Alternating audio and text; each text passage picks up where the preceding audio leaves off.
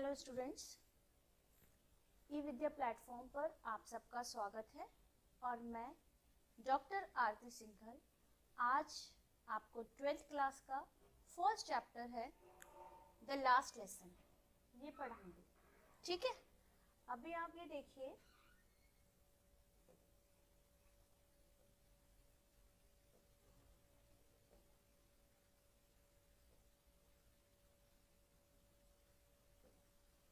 ये लेसन है the last lesson.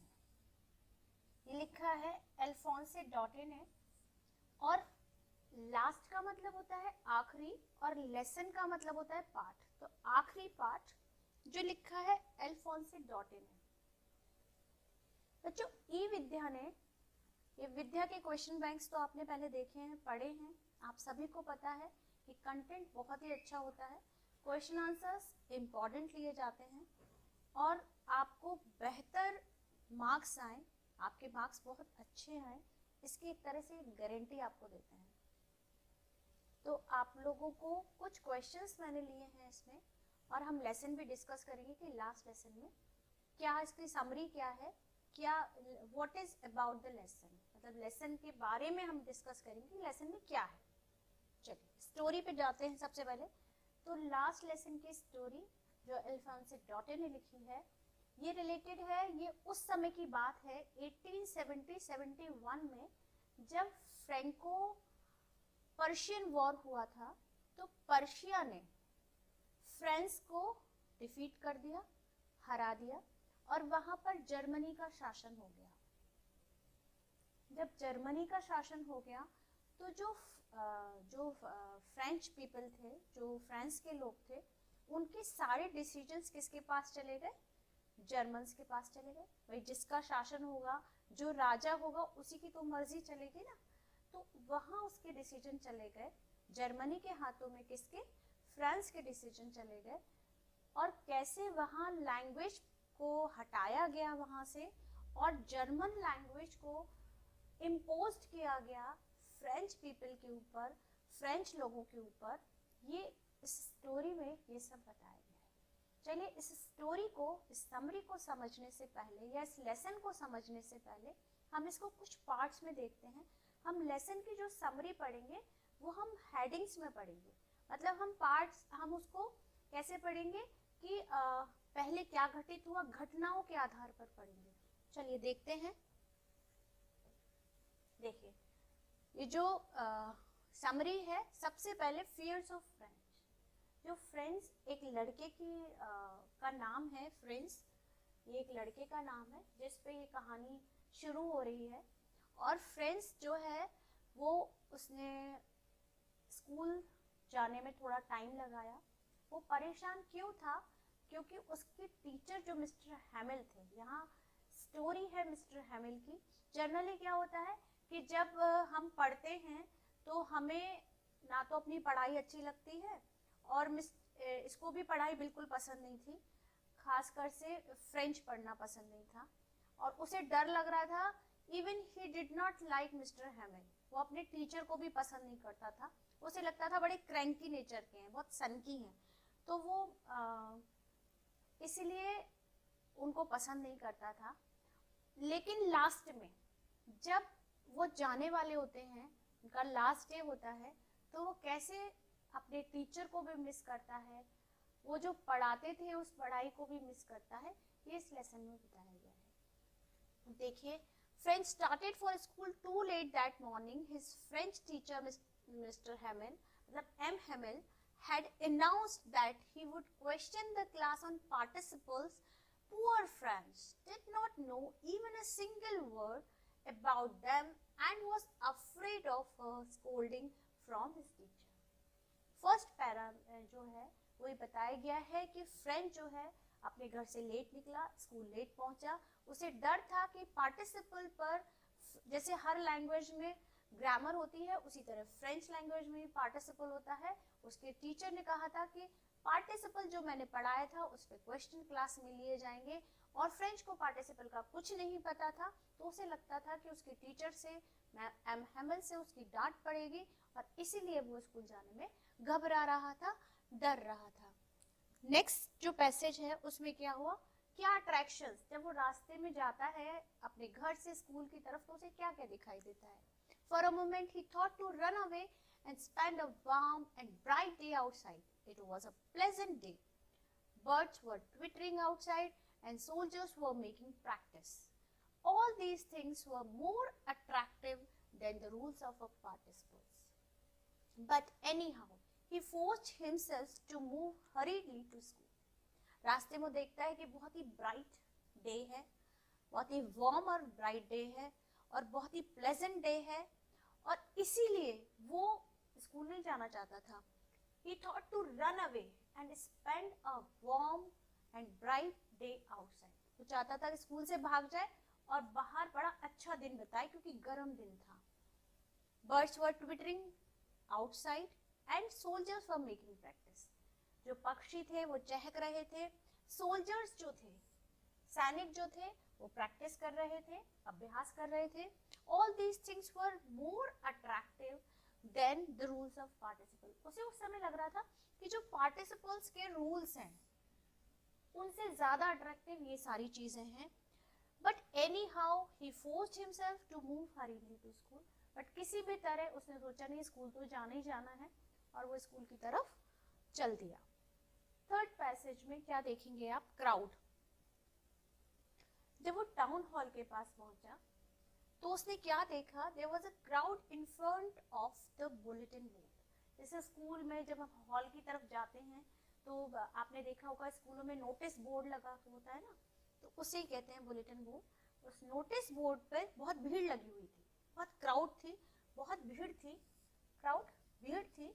और क्या था, for the last 2 years all the bad news like the lost battles, the order of commanding officers were all coming from that notice board. वो कह रहे हैं कि नोटिस बोर्ड पर कुछ ना कुछ खबरें आ रही थी और किस तरह की आ रही थी कि हमने बैटल खो दिया है, मतलब हम हार चुके हैं, युद्ध हार चुके हैं. ऑर्डर ऑफ कमांडिंग ऑफिसर्स, जो भी कमांड कर रहे थे उन ऑफिसर्स के ऑर्डर उस नोटिस बोर्ड पर लगाए जा रहे थे. He thought without stopping what could be the matter then. उसने कहा अब इतना सब तो हो गया. Without stopping, उसने कहा कि रुका नहीं, चलता रहा. बस वो ये सोचता रहा अब क्या हो गया.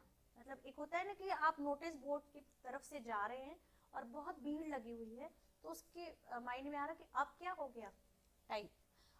Black Smith suggestions. अब ब्लैक स्मिथ था वहाँ पे. ब्लैक स्मिथ हमें पता है जैसे गोल्ड स्मिथ होता है तो सोने का जो काम करता है वो गोल्ड स्मिथ, जो लोहे का काम करता है उसे हम ब्लैक स्मिथ कहते हैं. हिंदी में हम इसे लोहार कहते हैं. देखिए, the blacksmith who had read the bulletin told the French not to hurry. उसने कहा जल्दी मत करो, there was plenty of time, बहुत समय है.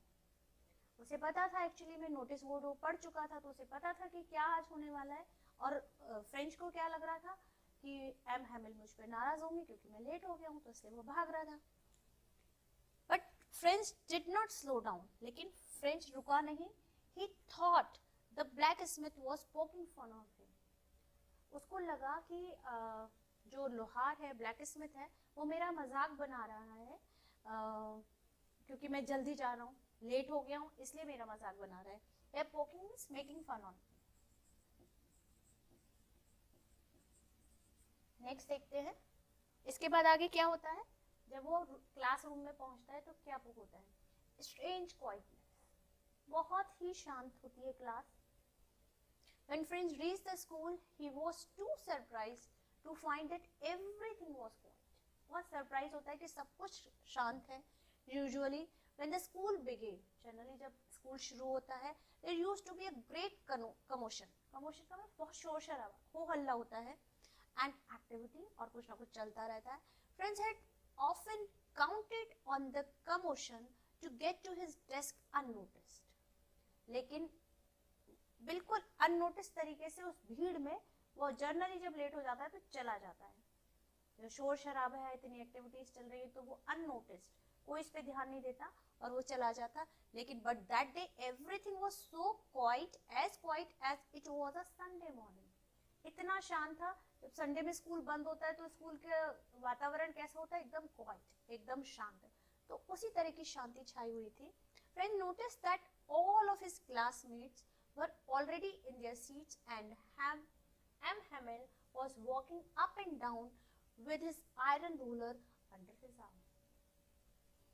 उसने देखा उसके सारे क्लासमेट्स पहले ही बैठ चुके हैं और जो एम हेमिल है उन्होंने एक आयरन रॉड ले रखा है, और जैसे टीचर होता है ना, आयरन रॉड इस तरह से वो लेकर वॉक कर रहे हैं। ठीक है, नेक्स्ट पैसेज में क्या होता है, हिज सरप्राइजेस। अब वो क्या देखकर सरप्राइज होता है, अभी तो उसने देखा कि क्वाइटनेस बहुत था, अब वो धीरे धीरे ध्यान दे रहा है कि अब नेक्स्ट क्या हुआ, नेक्स्ट सरप्राइज क्या होगा। He had to open the door and reach his seat in front of everybody. He was blushing and was very frightened.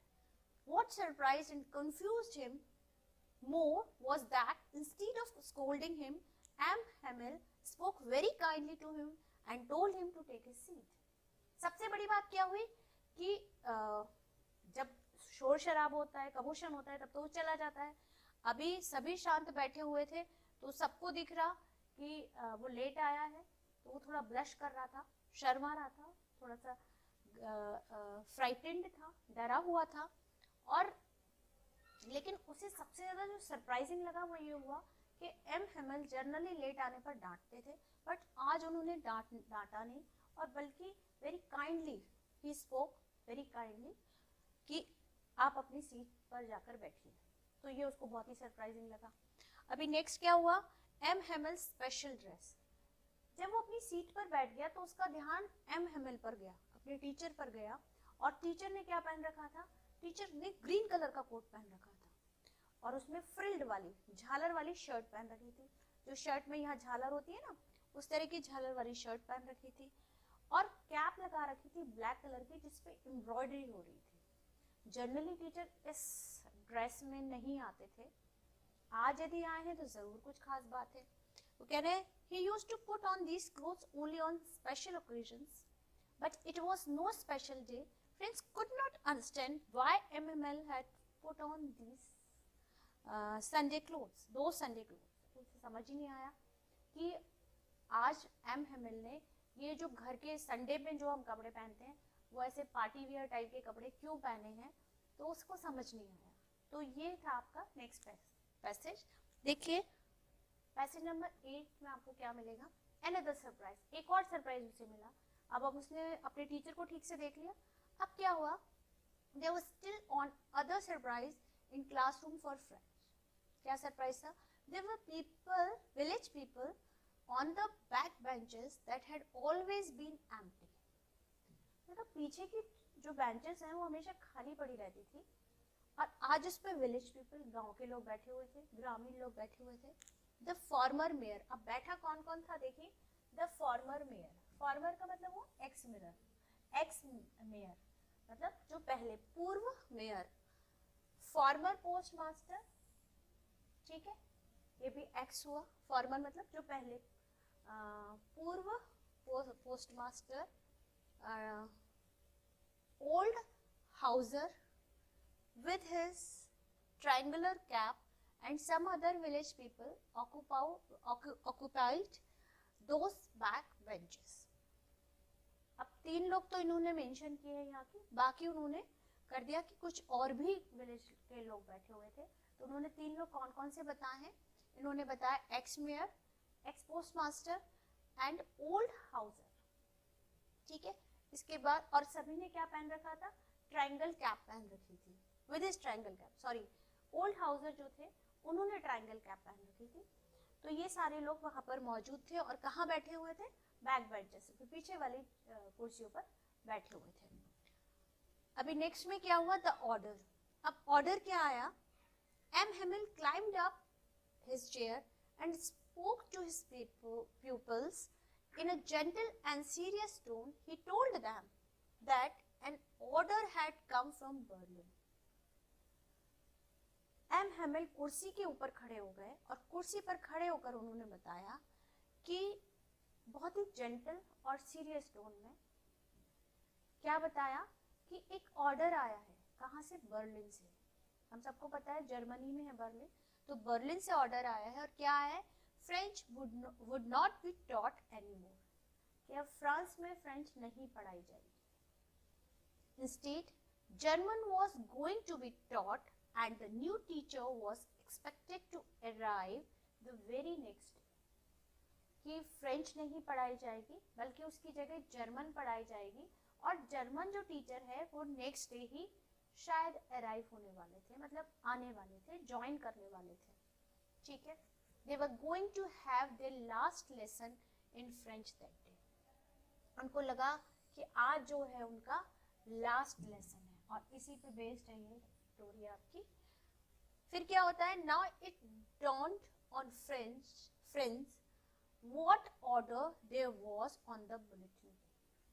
अब उसको समझ आया, जैसे कोई डॉन का मतलब होता है नींद से जागा हो, उसी तरह से फ्रेंड्स को अब समझ में आया कि जो बुलेटिन बोर्ड पर या नोटिस बोर्ड पर जो भीड़ लगी हुई थी वो इसलिए लगी हुई थी कि बर्लिन से ऑर्डर आया कि फ्रेंच नहीं पढ़ाई जाएगी, बल्कि फ्रेंच के स्थान पर, फ्रेंच की जगह वहां पर क्या पढ़ाया जाएगा, जर्मन पढ़ाया जाएगा।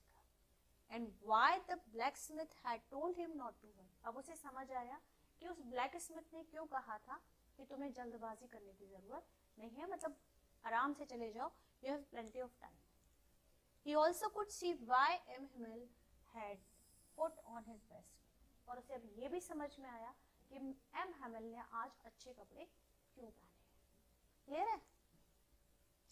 नेक्स्ट क्या हुआ, चेंज ऑफ एटीट्यूड। अब वो एटीट्यूड कैसे चेंज हुआ, M. Hammel's words struck friends like a thunderbolt, जैसे एक झटका लगता है ना, बिजली का करंट लगा, उस तरह का फ्रेंड्स को लगा, क्योंकि अभी तक तो उसे लग रहा था टीचर है, आज नहीं कल पढ़ लेंगे, कल नहीं परसों पढ़ लेंगे, जनरली बच्चे यही सोचते हैं, और फ्रेंड्स उनमें से अलग नहीं था, कोई हमसे अलग नहीं है, उसने भी यही सोचा। He was lost in thoughts, वो बिल्कुल अपने थॉट्स में, अपने विचारों में खो गया। लॉस्ट इन थॉट्स, विचारों में खो गया। He had hardly learn to read and write, अभी तक तो वो लिखना पढ़ना भी ठीक से नहीं सीखा था। He felt he would have to stop studies forever, उसे लगा कि उसे अपनी स्टडीज forever, हमेशा के लिए शायद छोड़नी पड़ेगी। forever, हमेशा के लिए। He was sorry to have wasted his time, अब उसे दुख हो रहा था इस बात पे कि उसने अपना टाइम इतना वेस्ट कर दिया। जैसे अब पछताए होत क्या जब चिड़िया चुग गई थी, वो वाला हिसाब हुआ इसके साथ। इसने अभी तक तो सोचा अरे एम हैमल है, टीचर है, स्कूल में जाता हूँ, आज नहीं कल पढ़ लूंगा, कल नहीं परसों पढ़ लूंगा, और अब क्या हुआ, एकदम ही चेंज हो गया, और फ्रेंच अब पढ़ानी, फ्रेंच में अब फ्रेंच लैंग्वेज पढ़ाई नहीं जानी है, जर्मन पढ़ाई जानी है। तो कह रहा अभी तो मैं फ्रेंच को लिखना पढ़ना भी नहीं जानता हूँ, तो अब मैं कैसे सीखूंगा। He had always been, this is one word, पूरा है ये he had always been enjoying himself outdoors, उसे बाहर खेलना पसंद था। He had hated his books, उसे किताबें अच्छी नहीं लगती थी, किताबें पढ़ना अच्छा नहीं लगता था।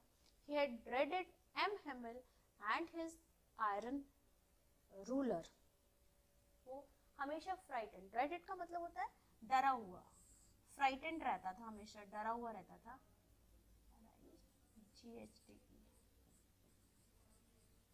फ्राइटेंड रहता था, हमेशा डरा हुआ रहता था, किससे, एम हैमल से, और उनके जो आयरन, उनका जो लोहे की छड़ थी, डंडा था जिससे वो बच्चों को डराते थे, उससे भी डरता था। But now friends attitude suddenly change, लेकिन अचानक जो टीचर उसको बुरे लगते थे, जो बुक्स उसको बुरी लगती थी, अचानक ही वो सब उससे अच्छी लगने लगी।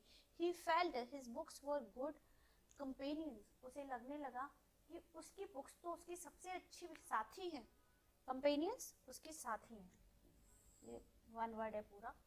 He did not mind M. Hammel's ruler and rebukes, अब उसको M. ruler का जो स्कोल्डिंग थे, जो रिब्यूक्स थे, जो उनकी डांट थी, उससे भी कोई डांट फटकार से कोई फर्क नहीं पड़ रहा था, और उनके रूलर से भी उसको कोई परेशानी नहीं थी, जिससे पहले बहुत परेशानी थी, अब कोई परेशानी नहीं थी। नेक्स्ट देखिए, अब लिखा है to think M. Hamel. Now friends also understood why the people of the village were there. अब वो समझ गया कि जो लोग गांव के लोग आए हैं वो क्यों आए हैं। They were also sorry that they had not been to school more, उसे ये भी पता था कि ये पहले स्कूल बहुत कम आते थे, मतलब नहीं आए हैं। Now they had come to thank the teacher for his faithful services, वो इसीलिए आए हैं कि टीचर को, उन्होंने जो भी सर्विसेज दी हैं टीचर ने, एम हेमिल ने, उनको थैंक्स देने के लिए वहां पर आए हैं। एम हेमिल आज friends to tell the rule for the participle, उन्होंने कहा फ्रेंड्स से कि तुम मुझे पार्टिसिपल के रूल्स बताओ। Friends wished he could tell the rules but he failed miserably, friends जो है वो रूल बताना चाहता था, देखिए विश्ड, उसने कोशिश की, वो चाहता भी था, बट ही फेल्ड, लेकिन वो नहीं बता पाया। क्यों नहीं बता पाया? क्योंकि उसे तो आते नहीं थे, उसने तो पढ़ाई नहीं की थी, उसको पता नहीं था।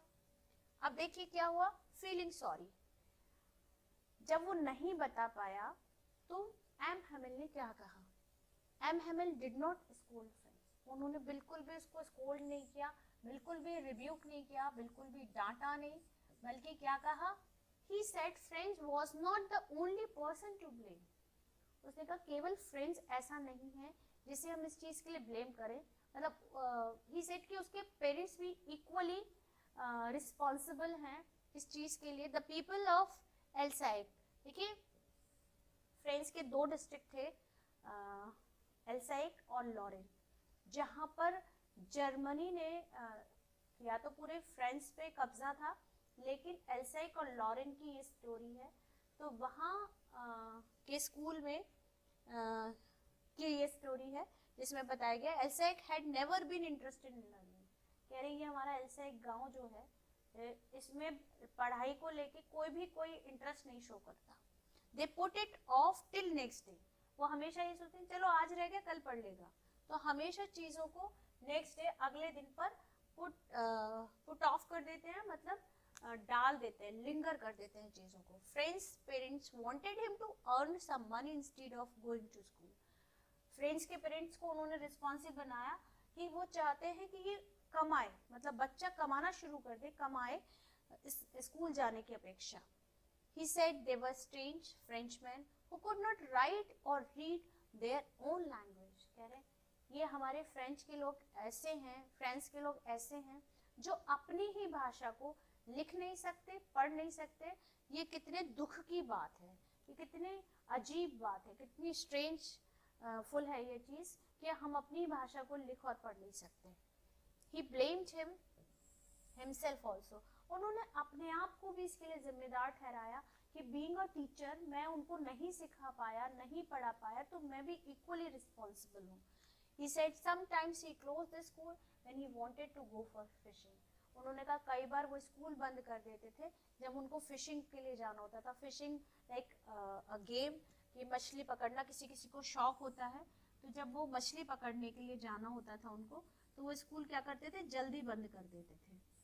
तो कह रहे हैं कि मेरी भी गलती है, मतलब कि मैं सिखाने में पकड़ना, ठीक है। अभी देखिए थर्ड क्या है, 13 है, मतलब पैरा 13 में क्या है, इम्पोर्टेंस ऑफ फ्रेंच। अब वो बताते हैं कि कोई लैंग्वेज किसी भी नेशन के लिए कितनी ज़रूरी होती है। MML then talked about the French language. He called it the most beautiful, the clearest, the most logical language in the world. MML कहते हैं कि फ्रेंच लैंग्वेज के बारे में बताते हुए कहते हैं कि मोस्ट, देखिए सुपरलेटिव डिग्री है, ये सबसे सुंदर, ब्यूटीफुल, क्लियरेस्ट, सबसे स्पष्ट, एंड द मोस्ट लॉजिकल, और सबसे ज्यादा तार्किक, रीजनेबल लैंग्वेज है इन द वर्ल्ड। वो तो कह रहे सारे संसार की सबसे सुंदर, सबसे स्पष्ट और सबसे लॉजिकल भाषा जो है वो फ्रेंच है। He wanted the people of France to treasure their language. वो चाहते हैं कि अपनी भाषा को ट्रेजर करके, संजो कर रखे फ्रांस के लोग। According to him, whenever the people of a particular nation are enslaved, as long as they are attached to their language, it is as if they have the key to their prison. ये कहते हैं जब भी किसी nation को आपको गुलाम बनाना है, आपको उसको उसको उस पे कब्जा करना है, तो सबसे पहले उसकी लैंग्वेज को ख़त्म किया जाता है। तभी तो लोग जो हैं आप लोगों को कंट्रोल कर पाएंगे। तो कहते हैं कि इसलिए मैं चाहता हूँ कि ये आप अपनी भाषा को संभाल कर रखें। देखिए नेक्स्ट में क्या होता है, अनदर सरप्राइज। अब एक और सरप्राइज होता है, what is that, there was still another surprise in classroom for friends. Friends के लिए एक और सरप्राइज होता है। No, this is not actually, next one is 30 method of teaching. अब यहाँ क्या बताते हैं Mister Hamel, it was M Hamel's last day at school, but Hamel had the courage and devotion to do his teaching work as usual. He taught grammar, he gave writing exercises, friends listened to his lesson very attentively. Like वो कहते हैं कि last day school का है, लेकिन वो पूरा करेज इकट्ठा करते क्योंकि ऑर्डर आ चुका था कि फ्रेंच नहीं पढ़ाई जाएगी, केवल जर्मन पढ़ाई जाएगी, जर्मनी से ऑर्डर था। लेकिन वो उस दिन क्लास लेते हैं, फ्रेंच पढ़ाते हैं पूरे करेज के साथ, डिवोशन के साथ, और ग्रामर पढ़ाते हैं। ही टॉट ग्रामर, क्या पढ़ाते हैं, ग्रामर पढ़ाते हैं, राइटिंग एक्सरसाइज कराते हैं, और फ्रेंच उस दिन क्लास को बहुत अच्छे से सुनता है, अटेंटिवली, बहुत ध्यान से सुनता है, अटेंटिवली, ध्यान से। आपने सुना होगा ना, कहते हैं कि अटेंशन प्लीज, तो वो ध्यान से सुनता है, ठीक है। He felt M. Hamel had explained the lesson so clearly that he had never done before. उसे लगता है कि आज एम हेमल ने लेसन बहुत अच्छी तरह समझाया, जबकि बेचारे हेमल पहले भी ऐसे ही समझाते होंगे लेसन, लेकिन फ्रेंड सुनता ही नहीं था। आज उसने अटेंटिवली सुना तो उसे लेसन बहुत अच्छा लग रहा था। It appeared to him that on that last day he wanted to give his pupils all that he had to give. उसे ऐसा लग रहा था कि आज एम हेमल बहुत अच्छा पढ़ा रहे हैं अपने लास्ट लेसन में। उन्हें लगता है कि वो अपने छात्रों को, अपने विद्यार्थियों को वो सारा कुछ देकर जाएं जो उनके पास है, मतलब उतना ज्ञान दे जाएं वो जितना उनके पास है। नेक्स्ट देखिए, लास्ट है ये, एम हेमल्स लास्ट वर्ड। अब जो आखिरी शब्द होते हैं उनके, वो क्या होते हैं, द चर्च क्लॉक स्ट्रक 12, 12 बज जाते हैं। It was time for the school to close, school बंद होने का समय आ जाता है। M Hamel wanted to say something but he was overwhelmed with emotions. वो कुछ कहना चाहते हैं लेकिन वो इतने भर जाते हैं इमोशन से, इतने भावुक हो जाते हैं। He wrote vive la France, this is in French language, on the blackboard with a wave of his hand dismiss the school. अपना हाथ हिलाते हैं और डिसमिस कर देते हैं ऐसे इशारे से स्कूल, क्योंकि उनका गला इतना भर जाता है, इतने इमोशनल हो जाते हैं। वो सिर्फ क्या लिखते हैं, he wrote vive la France. इसका मतलब है लिव लॉन्ग फ्रांस। इसको हिंदी में हम कहते हैं फ्रांस जिंदाबाद, live long France. Viva la France का मतलब हुआ लिव लॉन्ग फ्रांस। तो यहाँ इस बात के साथ वो लिखते हैं, हाथ के इशारे से डिसमिस कर देते हैं स्कूल, और यहाँ ये लेसन खत्म हो जाता है। तो यहाँ आपका ये लेसन पूरा हुआ। चलिए क्वेश्चंस को डिस्कस करते हैं। देखिए,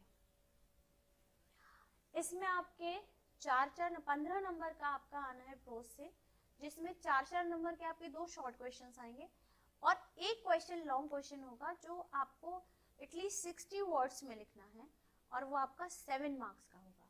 ठीक है, आज हम दोनों ही डिस्कस करेंगे, शॉर्ट क्वेश्चंस भी और लॉन्ग क्वेश्चंस भी।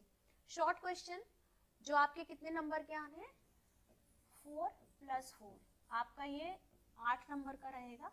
देखिए क्या पूछा गया है, what did M Hamel say about the French language.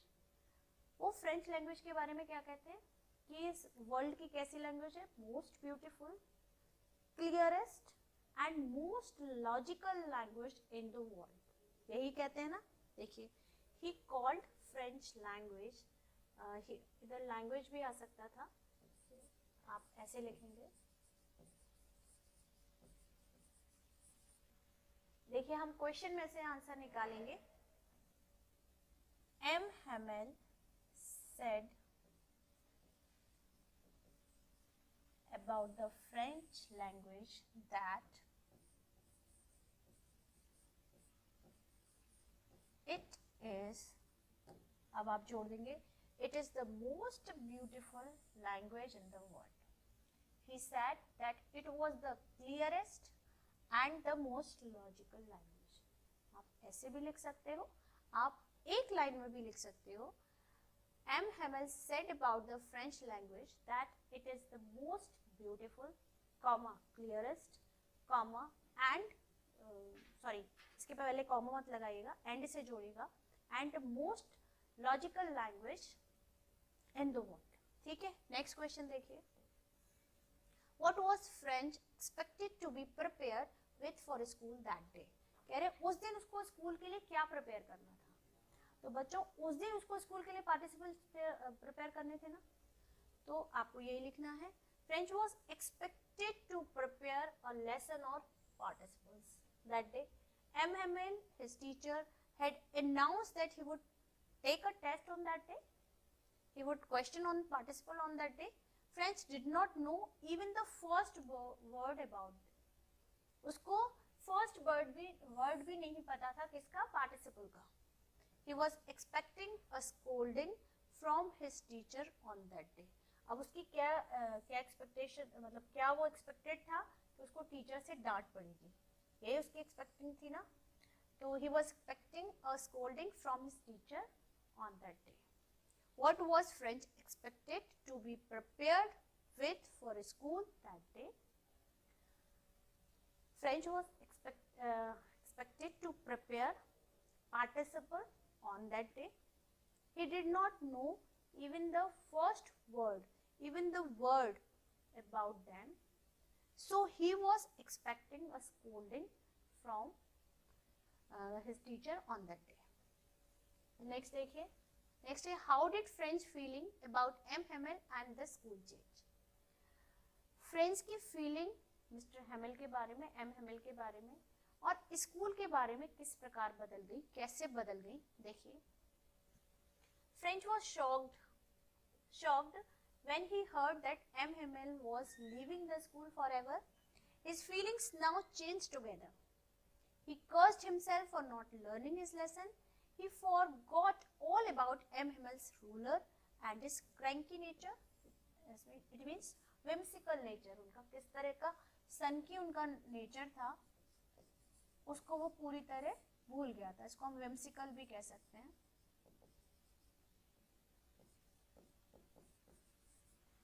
देखिए, तो वो कहते हैं कि वो स्कूल छोड़ रहे थे. इस बात से वो इतना शॉक्ड हुआ कि उसकी फीलिंग अचानक ही चेंज हो गई. अपना स्कूल भी उसे अच्छा लगने लगा और M. Hamel का वो रूलर और उनका नेचर दोनों ही भूल गया. उसे अब दोनों ही अच्छे लग रहे थे. तो ये आपका थर्ड हुआ. अब देखिए नेक्स्ट, आपके 3 क्वेश्चन ही आने हैं शॉर्ट में और उन 3 में से आपको 2 करना है जो 4-4 नंबर के हैं, जो मैंने आपको बता दिया. और ये लॉन्ग क्वेश्चन आपके 2 आएंगे और 2 में से आपको 1 करना है. ये आपका पूरा 7 मार्क्स का है. कितने नंबर का है? 7 नंबर का है. ठीक है, चलिए ये क्वेश्चन एक मैंने लिया है. What did the French teacher tell his students in his last French lesson? What important did it have on them and why? पूछ रहे हैं कि फ्रेंच टीचर ने अपने फ्रेंच लेसन में स्टूडेंट से क्या कहा था. ठीक है, और दूसरा what impact did it have on them, उस पर उनका क्या प्रभाव पड़ा, and why. देखिए, he told his student that it was the last lesson he would give them. The order had come from Berlin to teach only German in school of Alsace and Lorraine. The new master would come the next day. ये इतना है मैं मिलने कहा था, बताया अपने last lesson में. क्या बताया कि आज मेरा लास्ट लेसन है और ऑर्डर आ गया है कि अब जर्मन पढ़ाई जाएगी स्कूलों में और कल से आपके नए जर्मन टीचर आ रहे हैं. अब फिर उन्होंने क्या कहा कि he advised them to be careful and attentive. उन्होंने कहा कि आप केयरफुल रहिए, अटेंटिव रहिए. The students' parents were not anxious to make them learn French. जो उनके पेरेंट्स हैं बच्चों के पेरेंट्स हैं वो फ्रेंच सिखाने को लेके बहुत इंटरेस्टेड दिखाई नहीं देते हैं। फ्रेंच, अब उन्होंने कहा ये तो हमारे उनका लास्ट लेसन था जिसमें उन्होंने बताया इसका इम्पैक्ट क्या पड़ा। फ्रेंच वॉज देयर की टू फ्रीडम। उन्होंने कहा फ्रेंच हमारी फ्रीडम की, स्वतंत्रता की चाबी है। भाई किसी भी नेशन को खत्म करना है तो सबसे पहले उसकी लैंग्वेज खत्म कर दो, ये कहते हैं ना। तो इन्होंने कहा कि फ्रेंच जो है वो हमारी फ्रीडम की है। Speech had great impact on them, और उसका ये प्रभाव जो जितने भी गांव के लोग वहां बैठे थे, जितने भी बच्चे बैठे थे, उन पर ऐसा पड़ा कि French forget about his teachers ruler and his cranky nature. Strict जो उनका टेम्परामेंट था, जो उनका सनक वाला सनकी नेचर था, उसको वो पूरी तरह भूल गया और उसे लगा कि उसने बहुत कुछ मिस कर दिया। तो बच्चों ये आपका एक और है, the people in this story suddenly realize how precious their language is to them. What shows you this? Why does this happen? इसमें पूछा है कि स्टोरी में कैसे बताया गया कि लैंग्वेज हमारे लिए प्रेशियस है, और ये भी what shows you this, कैसे ये दिखाई देता है आपको इस लेसन में, and why does this happen, और ये कैसे हो सकता है। देखिए, the order from Berlin imposes German on the French speaking people of Alsace. Alsace के लोगों के ऊपर इम्पोज की जा रही थी क्या, German language. It makes all the difference, यही सारा बदलाव दिखाई देता है। The order arouses patriotic feelings among the people. जो लोग थे फ्रांस के लोग थे, तो उनसे जब फ्रेंच छीनी जा रही थी तो उनमें एक पैट्रियोटिक फीलिंग आ रही थी। उनको ये लग रहा था कि हमारी भाषा हमसे छीनी जा रही है।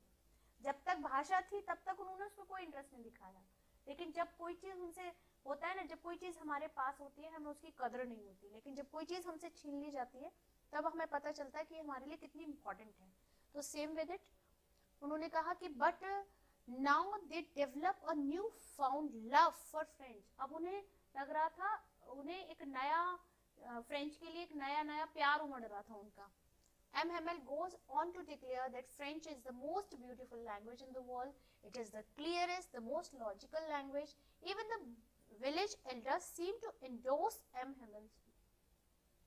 जो विलेज के लोग थे, एल्डर लोग थे, मतलब बड़े बुजुर्ग लोग थे, वो भी सपोर्ट कर रहे थे। एंडोर्स माने सपोर्ट करना, समर्थन करना, किस चीज का, जो एम हेमल के जो व्यूज थे उनको बड़े लोग, जो बुजुर्ग लोग थे वो सपोर्ट कर रहे थे।